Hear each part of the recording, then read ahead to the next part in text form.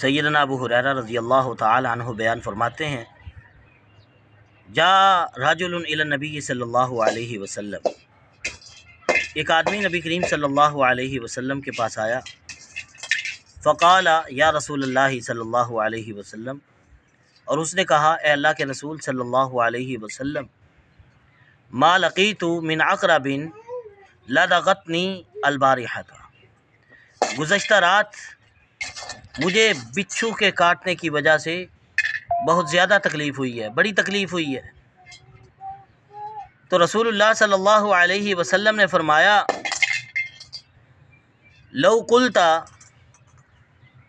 حین امسیتا، اگر تو یہ پڑھ لیتا جب تم نے شام کی تھی، اعوذ بکلمات اللہ التامات من شر ما خلق، میں اللہ کے تمام کلمات کی پناہ پکڑتا ہوں اس کی مخلوق کے شر سے، فلم یضرک،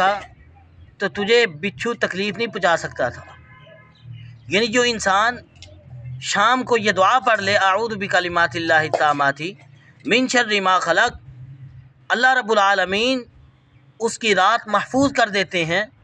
وہ شخص اللہ رب العالمین کی حفاظت میں آ جاتا ہے۔ ہمیں بھی چاہیے کہ ہم بھی یہ دعا لازمی پڑھا کریں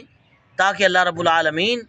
کی حفاظت میں آ سکیں۔ اعوذ بکلمات اللہ التامات من شر ما خلق۔